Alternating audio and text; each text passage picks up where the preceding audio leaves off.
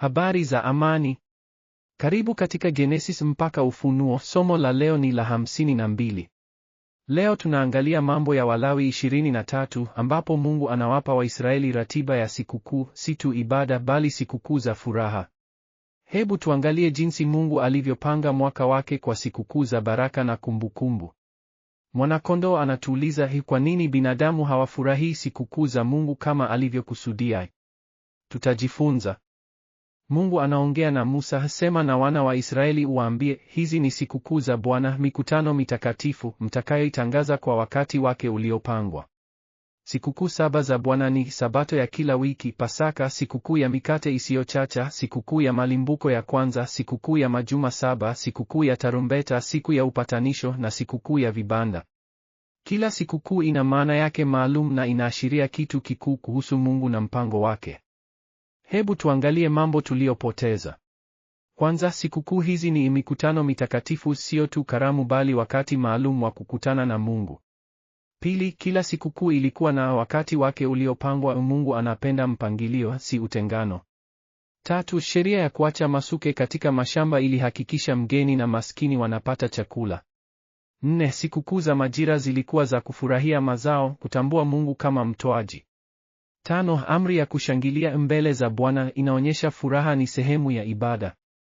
Sikukuu hizi zinaonyesha mabadiliko makuu ya kiroho. Kwanza, kutoka utumishi hadi furaha. Mungu hapendi ibada ya kulazimishwa bali furaha kutoka moyoni. Pili, kutoka mtu binafsi hadi jumuiya. Sikukuu ziliunganisha jamii nzima katika ibada pamoja. Tatu, kutoka ardhi hadi anga. Sikukuu ziliashiria utukufu wa mbinguni unaokuja. 4, kutoka kumbukumbu hadi matumaini. Sikukuu zilikikumbusha ahadi za Mungu na zikajenga matumaini ya wakati ujao. Wanyamapori wanashangaa jinsi binadamu walivyobarikiwa na sikukuu za furaha, lakini mara nyingi hawakuzidhamini. Hebu muone. Mungu amewapa binadamu sikukuu za furaha, wakati wa kufurahia pamoja naye. Lakini mara nyingi wanakosa sikukuu au kuzishughulika bila moyo.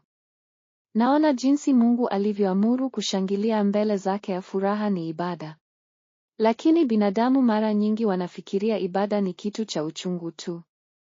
Mimi ninafanya kazi ya kilimo, lakini binadamu wamepewa ruhusa ya kupumzika na kufurahia mazao.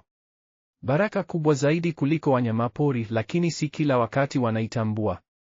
Somo hili linatupatia mafunzo makuu. Kwanza, tunafaa kuwa na ratiba ya ibada na furaha katika maisha yetu, si tu wakati wa shida. Pili, sikukuu za kibiblia zinatufundisha kuwa na kumbukumbu za matendo ya Mungu, tukumbuke jinsi alivyotuokoa. Tatu, furaha katika ibada ni amri, si hamu tu, tunafaa kufurahia Mungu. 4, kuwashirikisha wengine katika furaha yetu ni sehemu ya mapenzi ya Mungu, tuwaite wengine kwenye sikukuu zetu za kiroho. Tuombe. Baba wa anga, asante kwa sikukuu za furaha ulizotupa. Tufundishe kufurahia wewe kila siku na kuwashirikisha wengine katika baraka zako. Katika jina la Yesu, amen. Jiandikishe kwa maudhui zaidi ya kusoma Biblia.